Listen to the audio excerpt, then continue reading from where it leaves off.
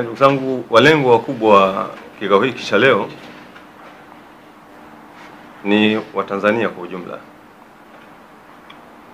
na ajenda ya kikao chetu cha leo ni uzinduzi wa mwongozo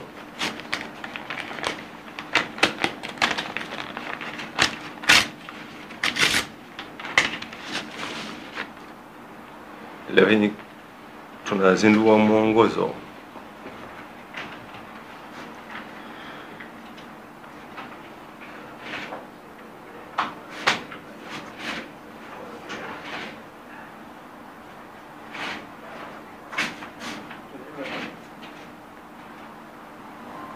ndugu zangu, kama tunavyofahamu kwamba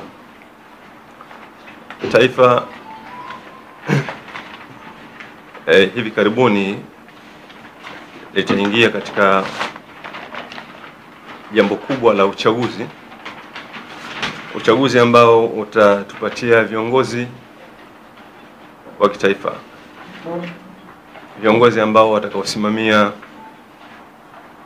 au watakaopewa dhamana ya kusimamia maisha ya Watanzania pamoja na mambo yao mbalimbali. Kwa hivyo jambo hili ni kubwa. Kwa msingi huo, mamlaka za kijamii na mamlaka za serikali huwa zinakuwa na wajibu wa kuandaa wananchi kushiriki katika swala hili kubwa la uchaguzi, lakini vile vile kuwapa elimu au kuwapa maarifa ya namna watakavyoweza kupata viongozi ambao ni viongozi bora watakaoweza kupewa dhamana ya uongozi.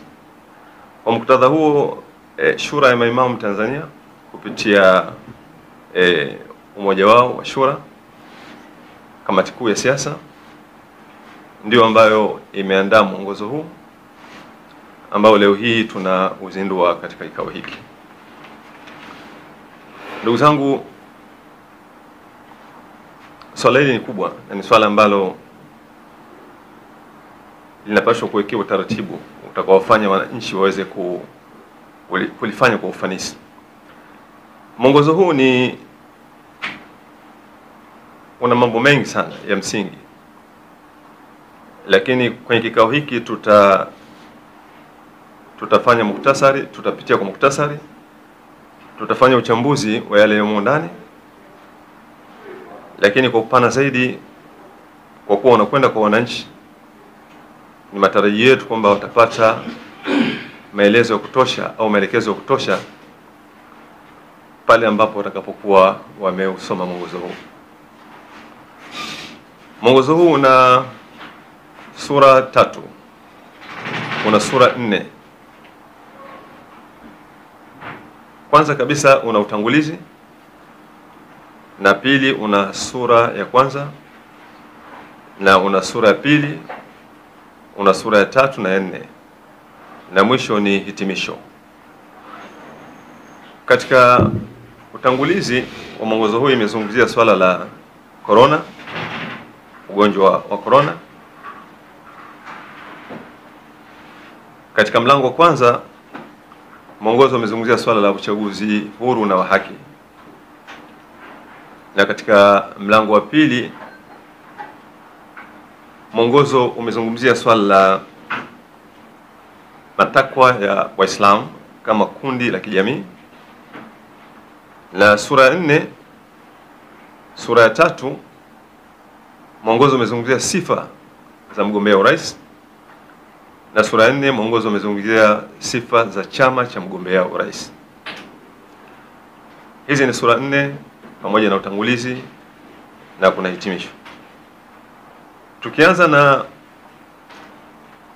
utangulizi, katika swala la utangulizi tumezungumzia swala la ugonjwa mkubwa wa corona, COVID-19.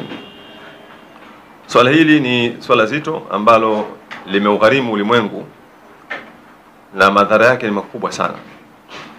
Na hapa kwetu Tanzania kama sehemu ya ulimwengu pia tatizo hili limetusibu. Kwa mtazamo wetu ni kwamba jambo hili limeshughulikiwa, lakini katika hali isiyostahiki. Halikuwa na utaratibu mzuri katika kushughulikiwa. Sisi tunaamini kwamba swala la lockdown, japo ya muda mfupi, kwa madhumuni ya serikali kujipanga, lakini vile vile wananchi kujipanga, ilikuwa ni jambo muhimu sana lisiloepukika. Lakini hili halikufanywa, na athari yake ilikuwa ni kubwa zaidi, kwa sababu serikali kama chombo chenye mamlaka hakikuweza kuwasaidia wananchi vizuri kutokana na kutokujipanga katika swala hili. Kimeshindwa kuwasaidia wananchi katika swala la elimu, lakini vile vile haikuweza kuwasaidia vile vile katika swala la huduma. Katika swala la elimu tumeshuhudia viongozi wakitoa maelekezo tofauti na wakipingana. Kiongozi mkubwa mmoja anaeleza utaratibu unaotakiwa kufuatwa na wananchi ni wa namna hii, lakini anasimama kiongozi mwingine anaonyesha kwamba utaratibu huo haufai. Hali hii ya kupingana viongozi ni jambo ambalo limetawala katika kipindi chote cha ugonjwa wa corona. Lakini katika swala la huduma pia tumeshuhudia baadhi ya wagonjwa wamekimbia kutoka katika hospitali. Tukio hili limetokea Dar es Salaam katika hospitali ya Amana. Baada ya wagonjwa kuwa hawajapata huduma au hakuna huduma, waliamua kutoka hospitali wakakimbia. Na haya mambo yamejitokeza pia katika maeneo mengine vile vile katika nchi yetu. Kwa hivyo ni wazi kwamba jambo hili halikuendewa katika ule utaratibu mzuri kulingana na uzito wa jambo lenyewe jinsi ulivyo. Ni jambo zito. Swala hili ni jambo zito, ni jambo uzito, lakini kwa upande mwingine huenda ikawa pengine Mwenyezi Mungu amelileta pengine iwasaidie Watanzania katika kipindi hiki ambacho tunachokwenda kwenye kuweka safu ya uongozi. Yawezekana ikawa pengine Mwenyezi Mungu ameleta ili wasaidie kupima, kuona umakini wa watu katika yale mambo ambayo makubwa zaidi. Kwa hiyo kwenye utangulizi tumezungumza swala hili la ugonjwa huu mzito ambao umekumba dunia, na sisi Tanzania kama sehemu ya dunia tatizo hili lipo. Mwisho katika hili sisi tumetoa tahadhari kwa wananchi kwamba ugonjwa upo, na kama yalivyo magonjwa mengine yataendelea kuwepo. Jambo muhimu ni kwamba wachukue tahadhari juu ya tatizo hili ambalo linaangamiza maisha ya watu na uchumi kadhalika. Sura ya kwanza inazungumzia uchaguzi huru na wa haki. Katika mwongozo huu sisi tunaamini kwamba kulikuwa kuna mambo ya msingi sana ambayo hayo yalipaswa kuwepo ili kuweza kuwepo uchaguzi huru na wa haki. Katika mambo ya msingi ambayo yalipaswa kuwepo ili kuweza kuwa na uchaguzi huru na wa haki ni pamoja na kuwa na tume huru ya uchaguzi pamoja na katiba mpya ya Jamhuri ya Muungano wa Tanzania. Nchi yetu ilikuwa katika mfumo wa chama kimoja, lakini baadaye tukatoka katika mfumo wa chama kimoja tukaja katika mfumo wa vyama vingi. Mabadiliko haya yalikuwa yanalazimisha pia mabadiliko ya katiba. Kwa hivyo sasa hivi tunapoendelea na katiba ya zamani katika mfumo huu wa vyama vingi, ni kwamba msingi uliopo hauwezi kukidhi haja ya demokrasi pamoja na vyama vingi.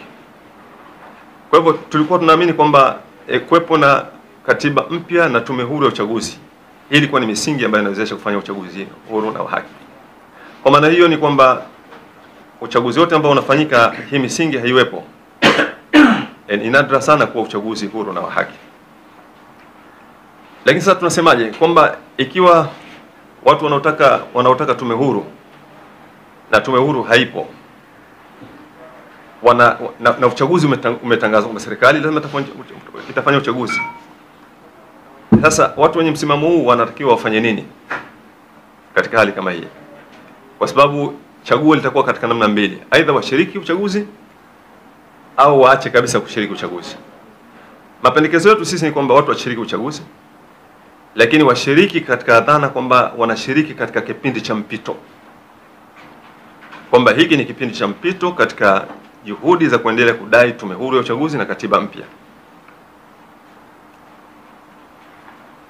Okay, watashiriki katika kipindi cha mpito, lakini sasa wanashiriki namna gani?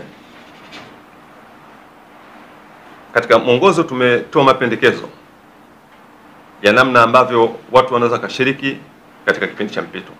Mapendekezo ambayo yametolewa na mwongozo huu tuliozindua leo ni pamoja na kuitaka serikali ikubali uboreshaji wa kanuni za uchaguzi, kuwe na maboresho ya kanuni za uchaguzi. Msingi wake wa kufanya hayo maboresho iwe ni kuwashirikisha wadau mbalimbali wa siasa, wadau muhimu, vikiwemo vyama vya siasa, vyama mbalimbali, lakini vile vile makundi muhimu kama makundi ya watu wa dini na kadhalika, kwamba serikali ipokee jambo hili na katika utekelezaji basi iwahusishe wadau muhimu katika kufanya maboresho ya kanuni. Sheria hatuwezi kupata kama ile ya tume huru, kwa sababu hilo ni swala linaloanzia kwenye katiba, ambapo katiba hatuna leo hii. Lakini kanuni tunaweza tukaboresha, na muda bado upo unatosha kabisa. Kwa hivyo mwongozo umetoa mapendekezo kwamba tuwe na kipindi cha tuwe na zoezi la uboreshaji kanuni za uchaguzi, lakini tukishirikisha vyama vingine vya siasa pamoja na wadau wengine mbalimbali. Tunaamini kwamba endapo tutaboresha kanuni za uchaguzi, basi angalau hatua hiyo, pamoja na kwamba hatuna tume huru, lakini inaweza ikaleta matumaini kwa wananchi juu ya uchaguzi ambao utakaokuwa na nafuu kubwa katika dhana hii ya uchaguzi ya uchaguzi wa haki na uchaguzi huru na wa haki. Kwa hiyo tumetoa mapendekezo katika swala hili la dhana ya tume huru ya uchaguzi. Inazungumzia sifa za sura 3, inazungumzia nini ambacho Waislamu wanataka. Na hapa nifafanue kidogo. Ilivyo ni kwamba duniani kote, mahala pote, wananchi huwa wanashiriki katika mambo haya makubwa ya siasa. Wanashiriki katika namna mbili kubwa. Namna ya kwanza, huwa wanashiriki kama wananchi. Kama ni Kenya, basi wanashiriki kama Wakenya. Kama ni Tanzania, wanashiriki kama Watanzania. Kama ni Marekani, wanashiriki kama Wamarekani na kadhalika. Hiyo ni namna ya kwanza. Lakini namna ya pili, huwa wanashiriki kama kundi maslahi. Yaani kama ni makundi yenye maslahi, yanatarajia maslahi fulani katika ushiriki wao wa siasa. Kwa hivyo kuna makundi kama ya wakulima, makundi ya wafugaji, makundi ya Waislamu, makundi ya Wakristo, makundi ya walemavu, makundi ya wanawake na kadhalika. Hii ndio sura ya uchaguzi unavyokuwa sehemu mbalimbali duniani. Wananchi wanashiriki kwanza kama wananchi, lakini wananchi pia wanashiriki kama kundi maslahi. Kwa hivyo wakulima wanashiriki uchaguzi wakiwa wanataraji kwamba watokee viongozi au itokee serikali ambayo itaboresha ile sekta yao, kama ni kilimo, kama ni ufugaji ni kadhalika. Watajali maslahi yao, hali yao kama wafugaji itakuwa bora zaidi. Wanashiriki kama kundi maslahi. Kwa muktadha huo, hapa tunapozungumza kwamba nini ambacho wanataka Waislamu, basi ni kwa mtazamo huo ni kama kundi maslahi. Katika hili, ndugu zangu, kubwa zaidi ambacho Waislamu wanategemea ni kupata fursa au kupata uongozi au serikali ambayo itafika mahala isikilize madai ya Waislamu. Waislamu wanayo madai ya muda mrefu katika maeneo muhimu sana ya kitaifa, katika maeneo ya uongozi, katika maeneo ya haki, katika maeneo ya elimu na kadhalika. Wana madai ya muda mrefu na wamekuwa wakitaka kusikilizwa madai yao, hawasikilizwi. Katika hili tumefanya utafiti katika maeneo yote hayo, na ule utafiti tumeutia kwenye mwongozo huu kama ushahidi wa yale madai yao, ili kusukuma dhana nzima ya kusikiliza madai ya Waislamu katika taifa hili la Tanzania. Kwa hivyo hili ni eneo ambalo linahusu jamii ya Kiislamu kama kundi ambalo linataraji maslahi fulani yapatikane katika uchaguzi huu, kama yalivyo makundi mengine ya wafugaji, wakulima, Wakristo na kadhalika. Huu ni mlango wa tatu katika mlango wa tatu katika mwongozo. Mlango wa pili. Lakini mlango wa tatu ni sifa. Mwongozo unazungumzia sifa za mgombea urais. Hili ni jambo muhimu sana, na katika mkutano huu leo, kama tulivyosema kwamba tunazungumza kwa muhtasari, tumeteua tu baadhi ya sifa kama viashiria tu vya kuonyesha kile kilichomo ndani. Sifa ya kwanza ambayo inapendekezwa na Waislamu kwamba mgombea urais ni lazima awe mtu ambaye ni mkweli na mwenye utu. Hizi ni nukta muhimu sana ambazo tunaamini kwamba ni sifa ambayo anatakiwa awe nayo mtu anayetaka ridhaa ya kuwa rais wa taifa. Lazima kwanza awe ni mtu ambaye ni mkweli na awe na utu. Hizi ni sifa za msingi sana katika nafasi ya uongozi wa juu wa taifa. Lazima kiongozi awe ni mtu mkweli, maisha yake yanathibitisha kwamba huyu ni mtu mkweli, na maisha yake yanathibitisha kwamba huyu mtu ana utu. Hii ni sifa ya kwanza ambayo mwongozo imeonyesha kwamba katika sifa za mgombea urais lazima na sifa hiyo. Sifa pili, awe ni mtu ambaye anapiga vita ubaguzi wa kikabila na kidini. Asiwi ni mtu au ubaguzi wa namna yote. Asiwi ni mtu ambaye ukimwangalia katika historia yake, utendaji wake, mtu huyu anafanya kwa misingi ya ubaguzi, aidha ubaguzi wa kikabila au ubaguzi wa kidini. Hii ni sifa ambayo tunaiangalia, mtu akiwa nayo hafai kupewa uongozi. Sifa nyingine, mgombea urais lazima awe mtu mwenye kuheshimu maoni ya watu wengine.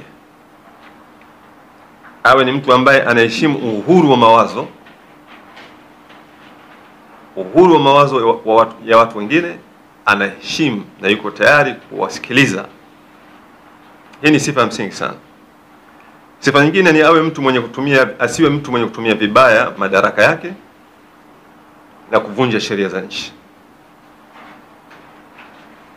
Hizi ni sifa chache ambazo kwenye muktasari tuliosema tunaozungumza kutoka kwenye kitabu hiki, waraka huu, za mgombea urais. Sura ya 4 inazungumzia sifa za chama cha mgombea urais.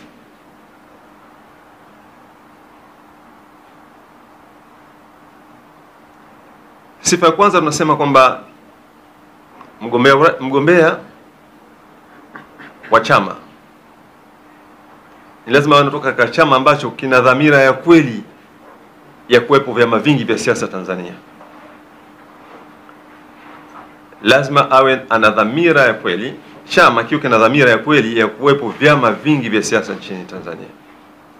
Chama ambacho kinachoamini usawa kati ya mataifa mawili yaliyoungana, kwamba hizi ni nchi mbili na ni nchi mbili ambazo ziko sawa sawa, na kila nchi inapashwa kuheshimiwa kama taifa, na wananchi wake wana uhuru katika mambo yao, wana uhuru katika kuweka uongozi wa taifa lao. mgombea anayetoka kwenye chama ambacho kina mtazamo huo, huyo ndo mgombea ambaye anafaa, au ndicho chama ambacho kinafaa mgombea wake kupewa ridhaa ya kuongoza. Sifa nyingine ni kwamba chama chake kiwe na sera za kweli za kuwaletea nafuu wananchi katika maisha. Mgombea awe anatoka katika chama ambacho kina sera za kweli zinazowaletea wananchi unafuu katika maisha, katika chakula, ada, matibabu, kilimo na kadhalika. Sera za chama ziwe zinathibitisha kwamba zinaleta unafuu katika maisha ya watu.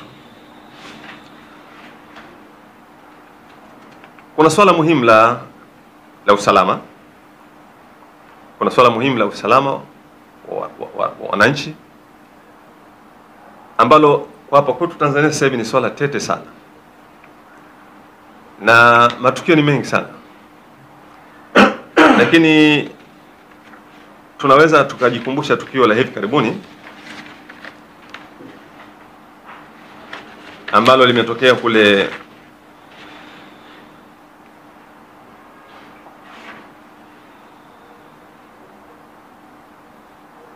Kilwa tarehe 27 mwezi wa 4 mwaka huu.